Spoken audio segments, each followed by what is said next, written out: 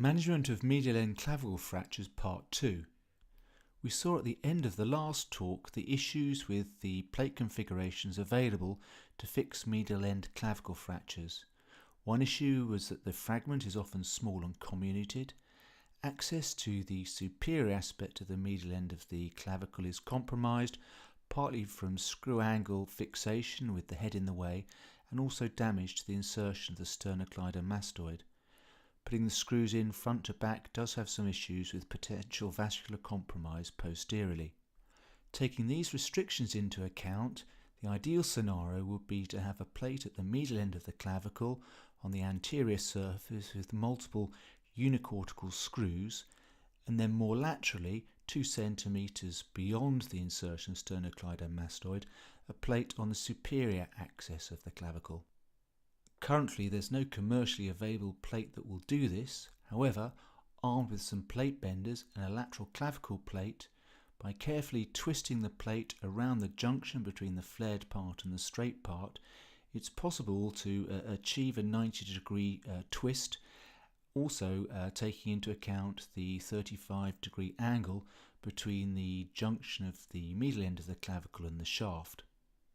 Having a contoured or twisted plate, we can bring this into our model.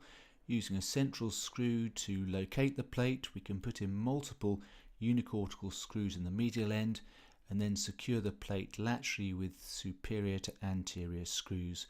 And you can see we get a nice hold on the medial fragment with a good hold more laterally without compromising any of the vascular structures behind the clavicle. This is a technique that we've been using in our institution for the past 4 years. We've found it very useful for fixing all types of medial end clavicle fractures, including very comminuted intra-articular fractures.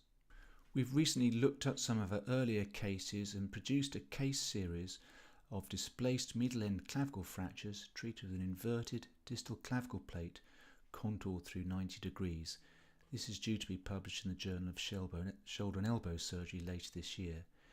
It's a retrospective case series of prospectively collected data.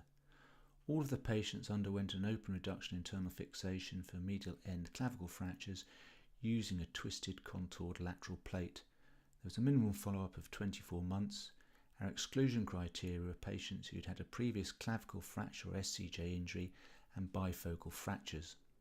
We undertook a review of the 2 senior surgeons' logbooks between August 2014 and August 2016 and identified patients. We looked at their age, sex, the side of the fracture and the mechanism of injury. We used pre-op imaging. We had x-rays and CT scans for all of the patients. We looked at the operative notes and we looked at the follow-up history from 4 weeks, 4 months, 6 months, 1 year, and we undertook a final follow-up. Our primary outcome measure was the quick dash score, the range of motion at both the sternoclavicular joint and the glenohumeral joint, and also clinical union. A secondary outcome measure was radiographic union. We weren't able to get 2 views, AP and axillary, at the medial end of the clavicle, and we thought that it wasn't ethical to undertake routine CT scans on all of the patients. We came up with a hybrid solution where we were able to always take x-rays using the lateral end of the plate being parallel, looking for evidence of fracture union and callus formation. The surgical procedure was identical for all cases. These were done under general anaesthetic. IV antibiotics were administered. The patient was placed supine with a sandpack bag between their scapulae on a radiolucent table. We undertook an oblique transverse incision just to the inferior border of the clavicle. We divided the platysma and then took dissection laterally, making sure that the sternocleidomastoid muscle wasn't affected. The fracture was then reduced, which may or may not require K-wires. We then contoured a same-sided distal locking plate, either a 13 or 16 hole plate, depending on how far the fracture went laterally. There was a specific order of screw insertion, so having contoured and positioned the plate on the clavicle where we thought we'd need it, we initially put a screw into one of the compression holes, lightly tightening it so there was some play. We would then concentrate on the medial end, so having positioned that accurately and pushing that flat onto the clavicle, we'd insert the initial unicortical locking screws. Once we were happy that the medial end of the plate was in the correct position, we'd then put in the far lateral screw. Having done this, we'd then tighten up that central screw. We'd fill in the rest of the locking screws and the other lateral screws. Our results: there were 8 patients, 1 female and 7 male. The average age was 31.3 years. 5 of the fractures were extra-articular and 3 were intra-articular. This is an example of an extra-articular fracture, so we've got the plain X-ray on the left, and on the right we've got a reformatted CT scan. These are the post-operative images at 6 months. You can see that the plate fits very nicely. We're able to get 8 screws into the medial fracture. The lateral part of the plate contours very nicely along the more lateral part of the clavicle shaft. This is one of the intra-articular fractures. On the left we can see the pre-op CT scan of the multiple intra-articular fragments. The next 2 images show the post-operative view, where we can see that the multiple unicortical locking screws have been placed into the bone, and we've been able to pick up all of these fragments, which have healed very nicely, with the plate disappearing laterally, securing it on the shaft. The average time to surgery for all 8 patients was within 14 days. They'd all united within 4 months, and the final follow-up was 32.5 months. At the follow-up assessment, all of the patients had both clinically and radiographically united.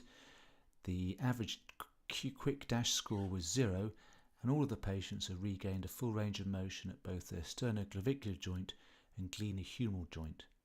A couple of other situations where we found the curved locking plate to be useful is for fracture non-union. So this is a patient who'd sustained a fracture of the medial end of their clavicle. Actually, this had been initially fixed using a Lars ligament, trying to stabilize the fracture fragment onto the sternum, but this had gone on to non-union. This is the patient's post-op X-ray at 6 months. We took down the fracture, freshened up the fracture ends, put in some bone graft, and then put our plate on in compression.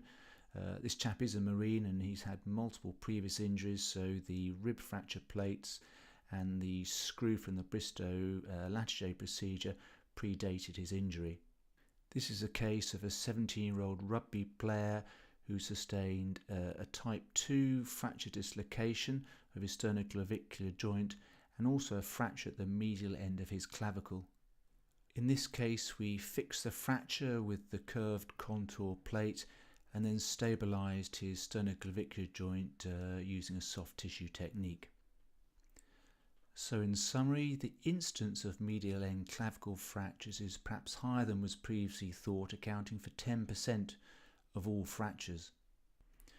With regards to fracture fixation using the currently commercially available contour plates, the plates for the shaft fractures account from 21 to 61% of the clavicle, with the lateral clavicle plates being able to fix the rest of the more lateral fractures. However, nothing is currently available to fix the fractures that account for the first 20% of the medial part of the clavicle. The challenges for fixing medial end fractures are that the fragment is often small. The superior surface isn't really available for fixation due to problems with screw angle access and the sternocleidomastoid muscle insertion.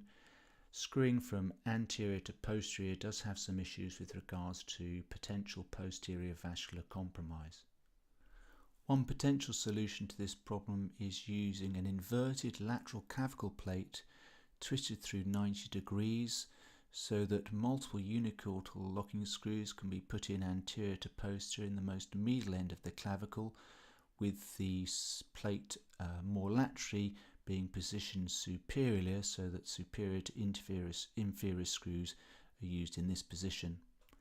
Satisfactory medium-term results using this configuration have been shown in a clinical study using a surgeon contour plate.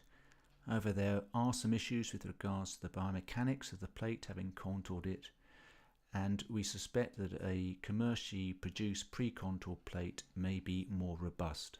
If you would like to know more about medial end clavicle fractures or any other shoulder conditions, you may want to visit my website called cambridgeshoulder.co.uk.